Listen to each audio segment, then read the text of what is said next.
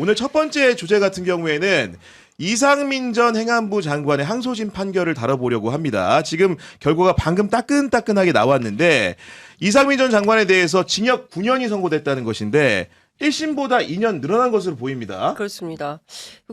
저도 지금 자세한 내용을 막 들으면서 왔는데요. 어쨌든 다른 거 다 떠나서 저는 이상민 장관의 죄책 가운데 가장 중하다고 생각하는 것은 언론사 단전 단수 부분이에요. 이 기본적으로 계엄이 터졌을 때 이 계엄에 대해서 사실을 보도하면서 이 잘못된 행태에 대해서 적극적으로 보도할 수 있는 그 비판 언론의 입에 재갈을 물리는 차원에서 그렇습니다. 아예 그냥 셧다운을 시켜버리려고 했었다. 이 자체를 알고 기획을 했다라는 측에서 굉장히 중죄를 선고를 했는데 그 점에 대해서는 굉장히 잘했다라는 평가를 하고 싶다라는 생각이 좀 듭니다. 지금 통상적으로 보면은요. 우리가 1심에서 2심으로 넘어가면은 보통은 형량이 깎이거든요. 네. 근데 지금 내란 전담 재판부가 서울 고등법원부터 출범을 하다 보니까 오히려 1심 재판 결과를 뒤집는데 양형은 올라가는 특이한 상황이 벌어지고 있습니다. 그 얘기를 저한테 묻지 마시고 장동혁 대표한테 지금도 윤 어게인하고 기고문도 멋지게 쓰셨는데 이 판결은 그러면 사법부를 이것도 지금 정권이 장악해서 나온 판결이냐 거기다가 물어볼 일인 것 같아요. 그리고 지방선거 전에 이렇게 가중된 형량이 항소심에서 나왔다. 그렇죠. 이렇게 되면은 이거는 시점도 그렇습니다. 일단은 그 국민의힘의 윤 어게인 세력한테는 상당한 메시지죠. 계속 그 얘기 하실 거냐.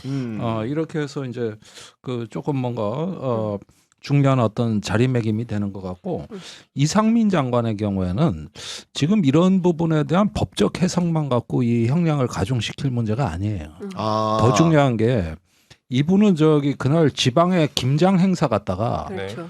대통령실 연락받고 행사 때려치고 급거 KTX 타고 귀경을 하셔서 그 용산으로 들어간 겁니다.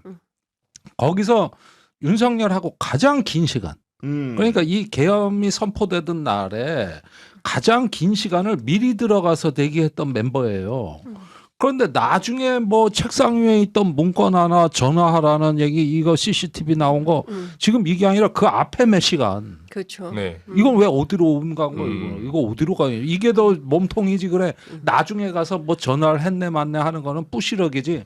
진짜 앞에 있는 몸통이 있어요 이 사람은. 그러니까요. 그거는 접근도 못했어요 이번에. 솔직히 말하면 이상민 장관과 관련해서는 할 얘기가 너무 많아요. 이태원 참사부터 시작해가지고 이 정부 내내 정말 그야말로 어깨 부러질 정도로 그렇게 오만방자하게 국민을 대하던 그 모습들을 우리들이 잊을 수가 없지 않습니까? 근데 그런 가운데 천리안이잖아요. 이렇게 보니까 멀리서도 이렇게 잘 살펴보는. 네. 네. 그리고 말도 안 되는 거짓말을 하고 결국에는 이제 허석권 청장이 법원에도 출석을 하고 또 국정조사 특위에 출석을 해서 증언을 했던 내용들이 다 법원에서 증언으로 인정을 해서 이번 판결에 이르게 된 것 같은데요. 뭐 제가 보기에는 국민의힘은 입이 10개라도 할 말이 없어요. 그런데도 끊임없이 이제 그런 주장을 할 것 같은데 하수 중에 하수다. 그러니까 민의는 대변할 생각이 1도 없는 거예요. 그냥 자기들이 하고 싶은 말만 막 하는데 결국에는 그게 이제 소수화 전략인 거다. 극우 소수화 전략으로 스스로 망해가는 건데 그걸 모르고 계속 그런 소리만 하고 있다라는 생각. 그렇습니다. 네. 네. 제 양형 이유를 좀 이렇게 뜯어 보니까 두 분이 말씀해 주신 대로 이렇게 그 법원은 판결을 했습니다. 피고인 이상민을 칭하는 거겠죠. 피고인은 국방부 장관과 더불어 윤석열에게 계엄 사건 요건을 파악해서 보좌하는 지위에 있었다. 이 사건 위법성이 명백하고 이를 잘 알고 있던 걸로 보인다. 그럼에도 피고인은 법률상의 막중한 책임과 지위를 외면하고 정당화하면서 중요한 수단이 되는 내란 중요 임무 종사를 저질렀다. 명백하게 이상민은 내란 임무 주요 종사자라고 판결을 한 겁니다, 정철 씨. 네. 네. 그리고 재판부에서 되게 의미 있는 말이 원심형이 가벼워서 부당하다고 판단한다라는 부분을 넣었어요. 저는 이게 앞으로 진행될 내란 전담 재판부의 방향성과 그리고 어떻게 보면 내란 주요 임무 종사자들에게 주는 메시지라고 보여집니다. 이대로면 뭐 2심을 안 넣는 게 낫다 싶을 정도로 항소를 하면 안 되는 것 아닌가 이렇게 네. 보여지고요. 그런 일련의 흐름들이 보면은 지금 한덕수 같은 경우는 23년을 깎였죠. 받았다 일부 깎이긴 28년을 했습니다만 깎였죠. 그 내란 전담 재판부의 기본적인 판결 그 성향이나 그런 그 여러 가지 영향적인 측면 같은 것들이 기존의 형량을 높이는 측면이 분명히 있기 때문에 지기현이 윤석열에 대해서 무기징역을 선고한 부분 같은 경우에도 그 제대로 된 엄정한 판결이 이루어진다면 뭐 사형 선고에도 이를 수 있지 않을까 이런 생각도 좀 하게 됩니다. 그러니까 이런 어떤 그 사법적 정의를 우리가 지금 회복해가는 과정에서 하나의 지금 한국 사회를 우리가 바라보고 있지만 다른 한편에서는 김현태 707 저기 그 단장이 아 오랜만이다. 인천 계양을에 지금 그쵸. 출마해가지고 네. 이 계엄에 관한 어떤 평가 뒤집기 시도를 하고 있고 네. 네. 추경호 의원은 지금 대구시장 출마를 하고 있고 이런 식으로 이진수, 이- 김태규, 단원, 이용. 예, 이용. 그러니까 이용. 이렇게 사법적인 정의를 회복해가는 과정에서 그렇게 끌려가지 않으려고 지방선거 출마하는. 그러니까 이 지방선거가 지역 일꾼을 뽑는 게 아니라 자기한테 다가오는 도덕적, 사법적, 정치적 책임을 또 다른 어떤 그 저 선출직에 도전함으로써 희석시키고 방어하려는 걸로 악용이 되는 아, 또 하나의 한국 사회를 보고 있는 거죠. 굉장히 예. 중요한 말씀을 해주셨어요. 그러니까 자기 사법 리스크 방어용으로 일종의 방탄 출마를 하는 겁니다. 방탄 출마 네, 그렇죠. 방탄 네. 출마를 해서 혹여라도 생길 수 있는 사법 리스크를 내가 그래도 출마자니까 시간을 벌고 당선이 뭐 대구 경북 지역 같은 경우에는 경우에 따라서 당선돼서 국회로 올 수 있는 분들이 있는 거 아닙니까? 그런 거 생각해 보면은 암담하죠. 한국의 정치 시계가 이제야 막 계엄을 벗어나서 내란을 극복하고 내란을 청산하는 과정에 있는데 그분들이 국회에 다시 와서 윤어게인 외치고 내란을 주장할 거 아니겠습니까? 그러면 다시 또 시계를 거꾸로 돌려서 우리는 2024년 12월 3일부터 또다시 계산을 해야 되는 상황이 되는 거다. 이 얼마나 피곤한 작업이냐라는 생각이 좀 드는 거예요. 그래서 저는 이번에 특히 이번 선거 핵심은 이제 영남 선거라고 생각을 하는데 영남에 계신 우리 유권자 분들께서 정말 지인들에게 잘 설명을 해서 이 애청자분들께서 정치 비상구를 보시는 애청자분들께서 정말 한 사람 한 사람 우리 옛날에 전화하기 운동 같은 거 많이 했었어요. 진짜. 지역에 연고 예, 있는 분들 찾아가지고 그렇습니다. 연고 찾아서 전화하고 대선 때 다 전화하고 하루에 너 몇 통 했어 막 이런 거 계산하고 그랬었어요. 근데 그런 정도로 적극적인 투표 참여 행위가 있을 때 세상은 조금씩 바꿀 수 있는 거다. 그렇지 않으면 저는 이번 재판에서도 판사가 이상민 장관의 고의성을 인정했어요. 그렇습니다. 저는 이게 굉장히 중요하다고 봅니다.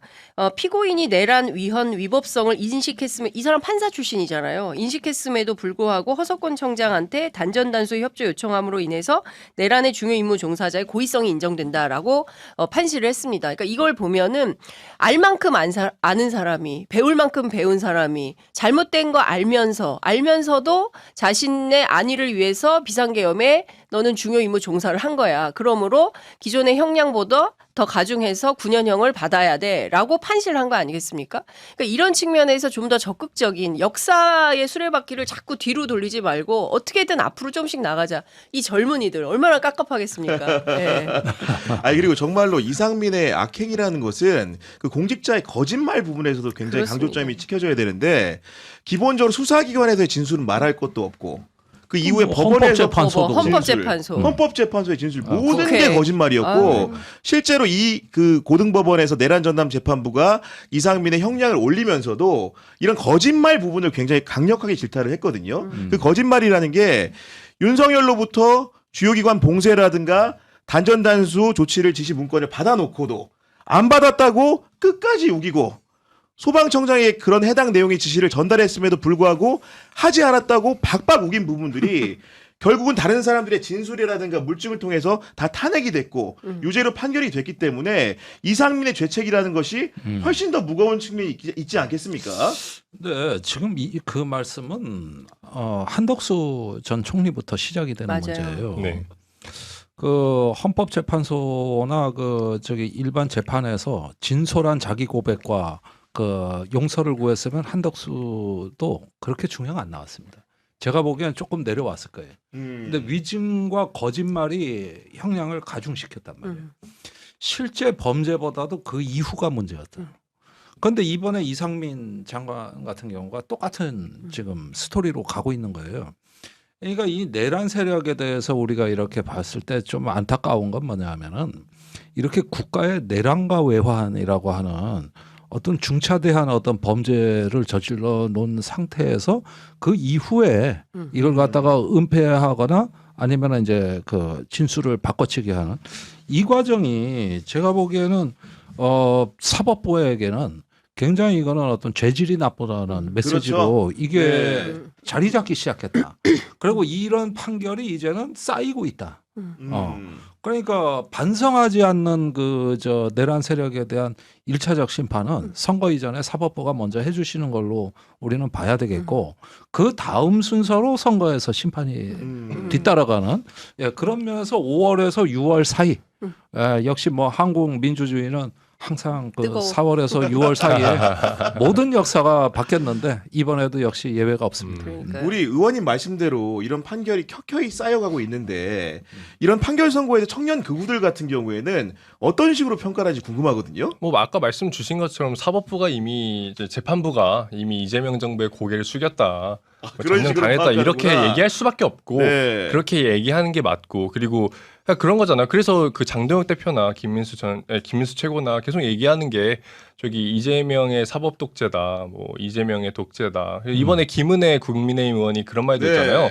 이번에 이제 지방선거 우리가 패배하면 대한민국 정부는 김정은 정부 된다. 그러니까 얘기할 수 있는 게 지금 이런 거밖에 없는 거고 그런 측면에서 우리 더더욱 이런 부분들을 강조해야 되는데 지금 레거시 언론들에서 다루고 있는 것들을 보면 이런 내란 재판의 중요성 이런 것들보다는 뭐 오빠 논란이 저는 이번 이상민 장관의 그 9년 선고. 판결보다 네. 더 많이 기사가 뜰 것 같아요. 그래서 이런 것들이 지금 지방선거 뭔가 잘못됐고 또 이런 레거시 언론들의 기자분들이 약간 균형감 있게 보도를 해야 된다 이런 측면에서 접근하시다 보니까 조금은 대한민국의 언론 지형이 잘못되는 건 아닌가 이런 의견도 있습니다. 네.